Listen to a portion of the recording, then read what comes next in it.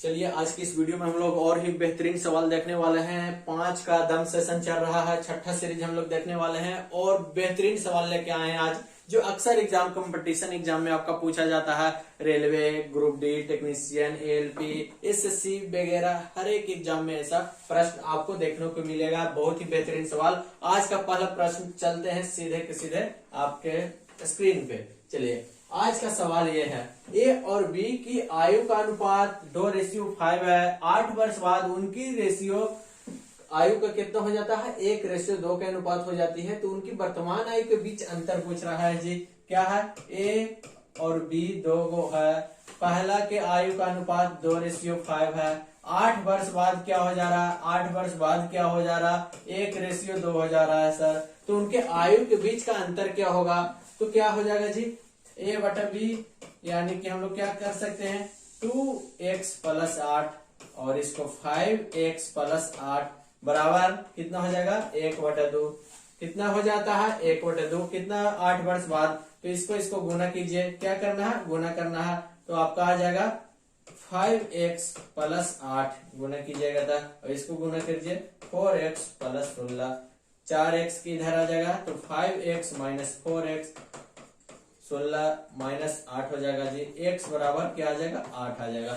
x बराबर 8 आ गया। यहाँ कितना हुआ था? पहला 2x है और ये 5x है, तो 2 गुने 8 हो जाएगा जी कितना? 16। और ये 5x है तो 5 गुने 8 हो जाएगा कितना?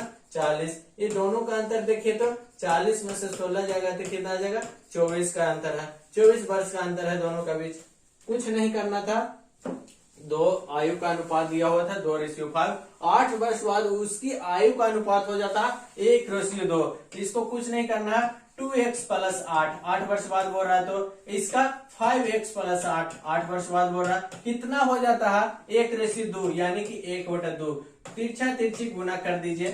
5x + 8 बराबर 4x + 16। x इधर आ जाएगा तो 4x इधर आ जाएगा तो 5x में से 4x जाएगा तो x। 16 उधर है, 8 माइनस चल जाएगा तो क्या आ जाएगा? 8 आ जाएगा। x बराबर 8 आ गया जी। तो पहला के क्या हो जाएगा? 2x बराबर 2 गुने 8, यानी कि 16 वर्ष इसका हो जाएगा। दूसरा का 5x है तो 5 गुने 8 हो जाएगा आपका 40। दोनों के बीच का अंतर क्या है? 24 वर्ष। तो 24 वर्ष आपका सही आंसर हो गया। कुछ नहीं करना था। चलिए आज का दूसरा सवाल हम लोग देखते हैं, और ये रहा आपके सामने दूसरा सवाल। इसको प्रश्न क्या बोल रहा है? हमारे सामने है 15 संख्याओं का औसत 30 है, जबकि इन दोनों संख्याओं में से 13 संख्याओं का औसत 32 है। क्या है ये? दूसरा प्रश्न क्या है आपके सामने? देखिए 15 संख्याओं का औसत 30 दिया हुआ है, जबकि इन संख्याओं में से 13 संख्याओं का औसत 32 है। यदि शेष दो संख्याएं बराबर है तो दोनों संख्याओं में से प्रत्येक संख्या क्या होगा? 15 संख्याओं का औसत है जी 30 है। टोटल कितना हो जाएगा? 15 गुने 30, यानी कि 450। उसके बाद इन संख्याओं में से 13 संख्याओं का औसत दिया हुआ है, तो दो संख्या के निकल जाएगा कि नहीं? 13 संख्याओं का औसत दिया हुआ है 32, तो 13 × 32 कीजिएगा, कितना आ जाएगा सर? तो सर 416 आ जाएगा। अब क्या करना है कि दो संख्याओं का प्रत्येक संख्या बताना है, तो 450 माइनस आपका करिए 416, तो कितना हो जाएगा आपका? ये आपका आ जाएगा 34। क्या आ जाएगा? 34। तो 34/2 कर दीजिए, आपका 17 आपका आंसर हो जाएगा फर्स्ट 17। चलिए अगला प्रश्न देखिए, बहुत ही अच्छा सा प्रश्न। अगला प्रश्न आपके सामने है। चलिए रेलगाड़ी से सवाल आ गया। एक 500 मीटर लंबी रेलगाड़ी 36 किलोमीटर प्रति घंटा की चाल से चल रही है। यदि एक पुल को 70 सेकंड में पार कर जाती है तो पुल की लंबाई क्या होगा? आपको ऐसा बताया गया है कि एक फॉर्मूला याद रखिए, बस उसके अलावा कुछ नहीं। चाल बराबर दूरी बटा समय, बस यही आपका याद रखना है। चाल कितना दिया हुआ है? 36 किलोमीटर प्रति सेकंड। इसको मीटर प्रति सेकंड में चेंज करने के लिए 5/18 से क्या करेंगे हम लोग? गुना करेंगे। दूरी कितना है? 500 मीटर।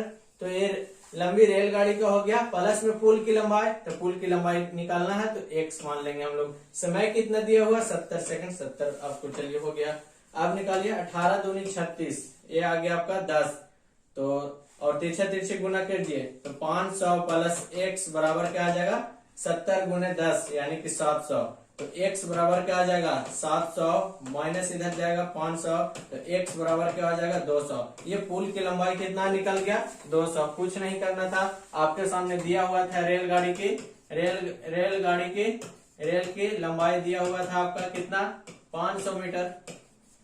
आपके चाल दिया हुआ था 36 किलोमीटर प्रति घंटा सेकंड। इसको मीटर प्रति सेकंड में चेंज कर लेंगे। समय दिया हुआ था तो आपको क्या निकालना था पुल की लंबाई। तो पुल की लंबाई क्या होगा, पुल की लंबाई क्या हो जाएगा आपका x हो गया। तो चाल बराबर दूरी बटा समय होता है जी, ये फॉर्मूला। चाल कितना हुआ था, चाल आपका दिया हुआ था आपका 36 दिया हुआ था। इसको मीटर प्रति सेकंड में चेंज कर लेंगे 5/18 से। और रेलगाड़ी की लंबाई 500 प्लस पुल की लंबाई बटा में समय 36, बाकी आपके हाथ में 200 मीटर आंसर। चलिए अगला प्रश्न हम लोग देखते हैं, और भी बहुत ही अच्छा था। चलिए एक और SCF आ गया। भीनों का SCF निकालने के लिए आपको बताया गया था कि भीन का SCF ये महत्तम समवर्तक यानी कि SCF निकालने के लिए बोला है। तो SCF निकालने के लिए बोला जाएगा तो क्या करेंगे, ऊपर वाला का SCF निकालेंगे और नीचे वाला के क्या निकालेंगे हम लोग SCM निकालेंगे। यानी कि 5, 10, 25 का SCF बाटा में क्या हो जाएगा 6, 18, 36 का LCM। कुछ नहीं निकालना था, लिखना भी नहीं है, बस आपको बताने के लिए। 5, 10, 25 का SCF क्या आ जाएगा 5 आ जाएगा। 6, 18, 36 का LCM क्या आ जाएगा 36, 5/36 ऑप्शन फर्स्ट। कुछ नहीं करना था, महत्तम समवर्तक है। अरे महत्तम समवर्तक जो पूछ रहा है उसको ऊपर करेंगे और जो नहीं पूछ रहा उसको नीचे। पूछ कौन रहा SCF, तो ऊपर वाला का SCF 5, 10, 25 का SCF 5 सर, और नीचे वाला का LCM 6, 18, 36 का LCM 36 सर। बस कुछ नहीं करना था, न पेन की जरूरत है न पन्ना की जरूरत है, आपके सामने सिर्फ आंसर को टिकियाना जरूरत है। चलिए अगला प्रश्न हम लोग देखते हैं, अगले प्रश्न क्या बोल रहा है। चलिए शंकु से आ गया जी। 10 मीटर त्रिज्या और 21 मीटर ऊंचाई वाले शंकु का आयतन ज्ञात कर रहे हैं। शंकु का आयतन आपको पता है कि शंकु का आयतन क्या होता है। शंकु का आयतन बराबर क्या आता है जी 1/3 पाई r² h होता है सर। 1/3 पाई बराबर क्या हम लोग रखेंगे 22/7। r दिया हुआ है 10 सेंटीमीटर तो 10 × 10, और h आपका दिया हुआ है 21 सेंटीमीटर तो 21। आप काट दीजिए 7 या 21, ये पूरा कट जाएगा तो आपका आ गया 2200 क्या आ जाएगा आपका सेंटीमीटर क्यूब। आयतन है तो सेंटीमीटर क्यूब 2200, यानी कि first option is the correct हो गया।